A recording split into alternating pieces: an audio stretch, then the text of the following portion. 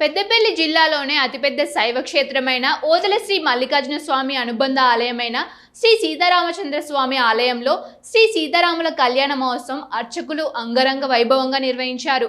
ముందుగా పెద్దపల్లి ఎమ్మెల్యే ప్రభుత్వ విప్ చింతకుంట విజయరమణారావు సతీమణి పావని, కొడుకు గోపీకృష్ణ, కూతురు వైష్ణవి స్వామివారికి పట్టు వస్త్రాలు, తలంబ్రాలు అందజేశారు.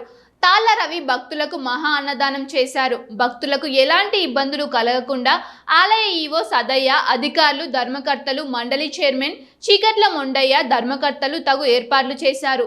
ఈ సందర్భంగా అర్చకులు మాట్లాడుతూ ప్రతి సంవత్సరం ఓదెల మల్లికార్జున స్వామి ఆలయంలో శ్రీ సీతారాముల కళ్యాణ మహోత్సవం అంగరంగ వైభవంగా నిర్వహించడం జరుగుతుందని, భక్తులు అధిక సంఖ్యలో పాల్గొని ఆ స్వామివారి కృపకు పాత్రులవుతున్నారని తెలిపారు.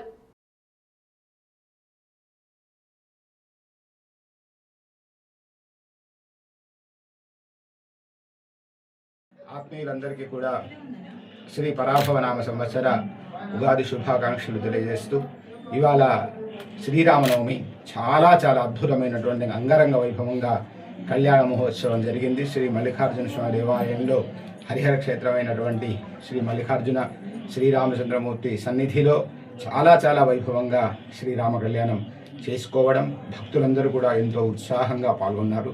కాకపోతే పరిస్థితులు ఇప్పుడు ప్రస్తుతానికి దేశ పరిస్థితులు కనుక చూస్తే రాష్ట్ర పరిస్థితులు, రాష్ట్రం కంటే ఎక్కువగా దేశ పరిస్థితులు చూస్తుంటే చాలా భయంకరమైన యుద్ధ వాతావరణము ఇలాంటి భయంకరంగా కనపడుతున్నాయి. మనం అందరం కూడా ప్రత్యేకంగా అందరం కూడా కలిసి ప్రార్థన చేయాలి.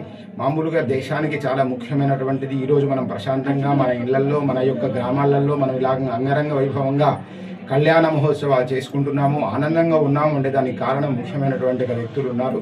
వాళ్ళే ముఖ్యమైనటువంటి జవాన్ అక్కడ ప్రత్యేకంగా ఉండడం వల్ల జవాన్లు ఎంతో అద్భుతంగా రాత్రనగా పగలనగా ప్రాణాలకి తెగించి వాళ్ళు పోరాడుతూ ఉన్నారు. కనుకనే మన దేశం ఎంతో సురక్షితంగా ఉన్నది అని చెప్పవచ్చు. ఎన్నో దేశాలలో ఎన్నో రకాల అరిష్టాలు మనం చూస్తున్నాం. చాలా భయంకరమైన స్థితులు, ఏ నిమిషానికి ఏం జరుగుతుందో తెలియలేనటువంటి